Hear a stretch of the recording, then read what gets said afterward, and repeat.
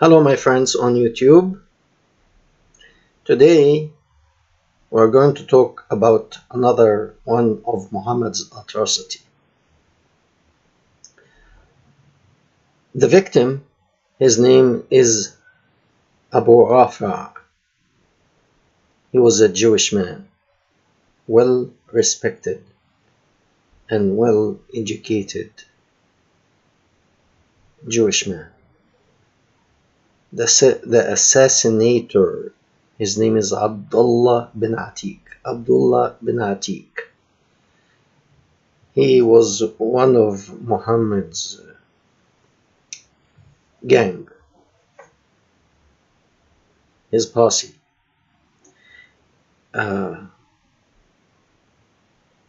Who was that Jewish man, Abu Rafi? He was one of the wealthiest people in Arabia. He was a poet. He was a merchant, and he had farming land, and he also had cattle, like sheep, cows. He had livestock. So he was a very prosperous man with money. And any man with money, Muhammad tried to reach to him. Most Jewish people in Arabia, they were very wealthy people and very well educated. And because they were very well educated, they were very well respected, because all of them, they spoke using poet. If you are educated, you will talk in a poetic language.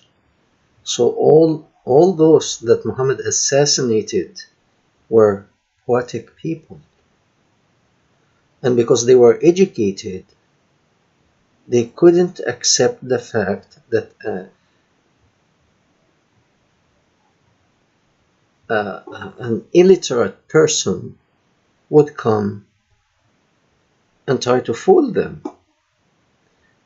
I mean, Moses, for the Jews, Moses, I don't know, Moses probably was an exception.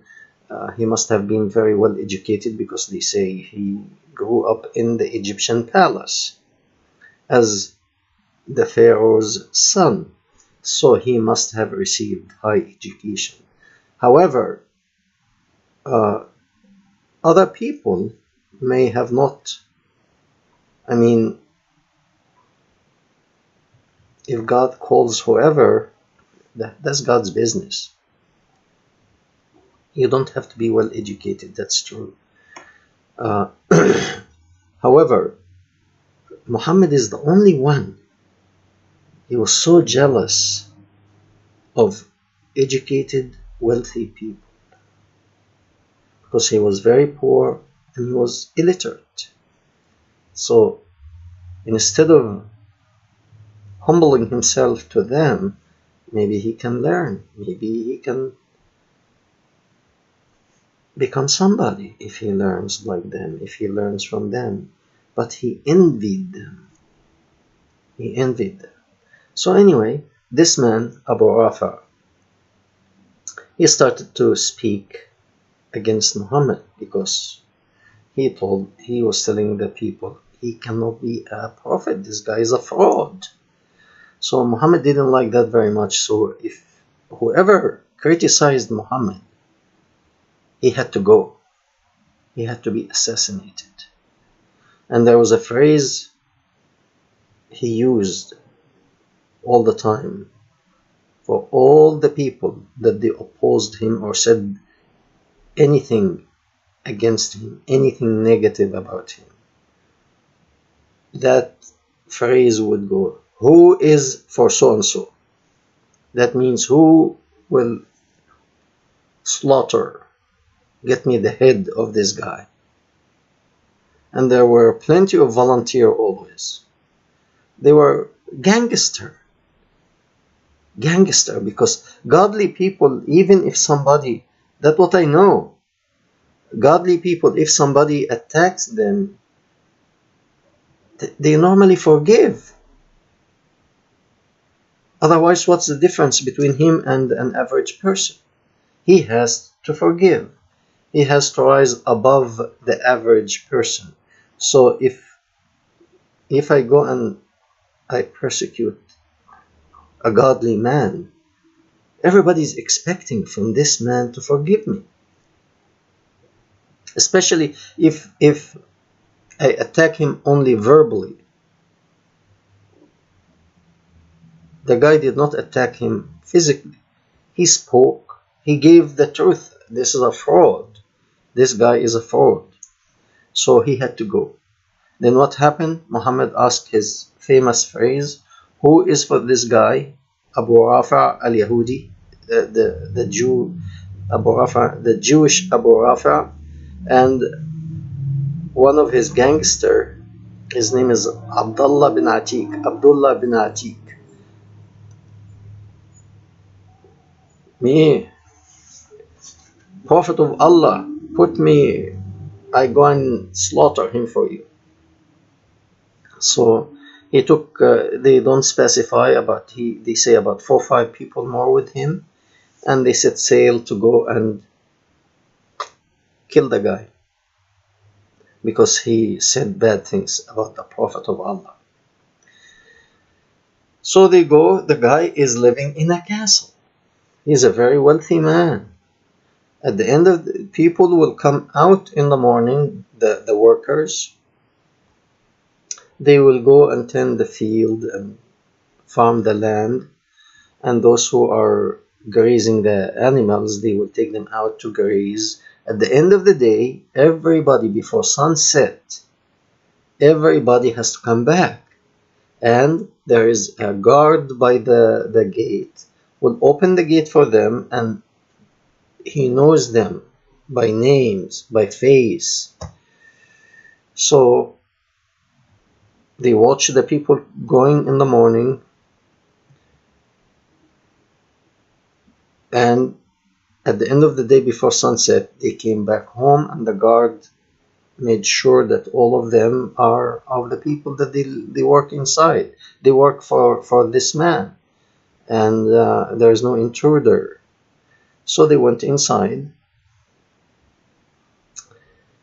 and they closed the gate, and that was it. And the castle is the walls are so high they cannot climb up. So he sat there and he started to think, how can I get inside? And for the bad luck of that Jewish man, there was a lost animal, they say a donkey.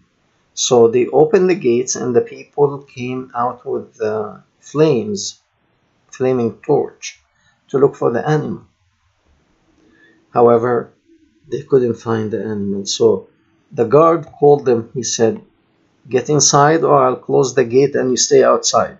So everybody rushed to go inside, and while that was dark already, while they were rushing back in, Muhammad's agent, Abdullah bin Atiq, he rushed in their midst and he entered.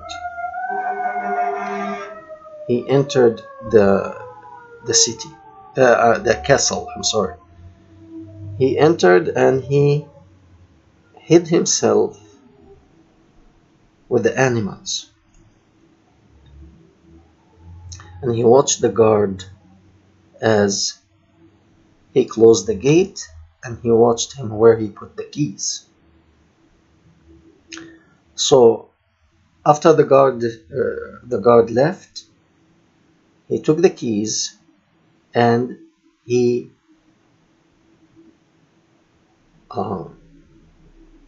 opened the gate. He unlocked the gate, but he left it closed. He unlocked it and left it closed in case if somebody finds him, he can run away before they kill him. So he wanted to kill the Jewish man Abu Rafi, but he saw that he was sitting with a group of friends around the fire, and they were singing and they were having dinner and enjoying themselves. They say in the story about 15 people. So if he goes among 15 people try to kill him, they will cut him to pieces. So he waited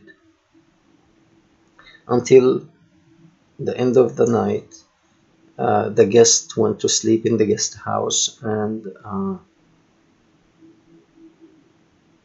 everybody went to his area to sleep, and the Jewish man Abu Rafi went to his bedroom. So after he went to his bedroom, Abdullah ibn Atiq, Muhammad's gangster, went to him, and they say this man Abdullah ibn Atiq, the Muslim gangster, his eyesight was poor. He had a very poor eyesight, and it was dark already. So he went into the room, and he couldn't see the guy. He couldn't see the Jewish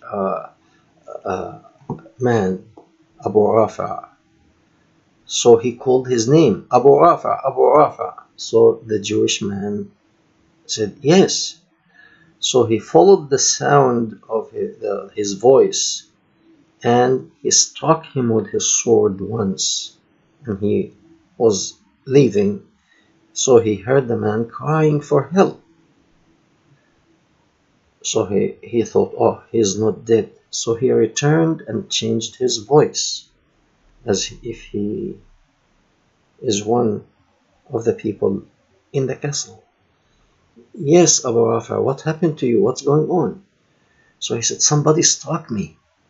So the guy, again, the Muslim guy, followed the sound, and he struck him again with the sword. And he left, and the man kept screaming for help. So he thought, he didn't die. So he went a third time, and he pretended that he is one of the guards coming to help him. I'm here, Abu Rafi, I'm here. What do you need? So the man told him, call everybody, there's somebody who is striking me. So he followed his voice, because he can't see him, and with the sword, he stuck the sword to his chest and leaned on it with his weight until he heard the sword going through his chest, breaking his bones. And the man stopped talking. At this moment, he knew that there is no more screaming. He's dead. And he went ran out of the castle, and he went to tell his friends that he killed the man. So they were happy. I said, okay, let's go home. He told them, no, you go home. I will wait until the morning when they announce his death. After they announce his death, to make sure that he's dead, and then I will go and report to the gang leader. So he waited until early morning. That was the tradition then. A person will come out of the house, out of the castle, and announce the death of that honorable man. When he heard that, he hurried to the gang leader, to Muhammad, and he told him, he's dead. He's dead. So Muhammad was so happy. One less of those who criticize him. So this is sickening, and I'm making these videos because many people, they listen to this nonsense, and none of them, the Muslims especially, none of them question the story. Why do you kill a man just for criticizing you? Don't we criticize each other all the time? If I don't like the way you dress, the way you talk, the way you eat, the way you speak, the way you lie, even if you lie, does that mean you have to kill me or I kill you? So I'm saying that to these Muslim preachers.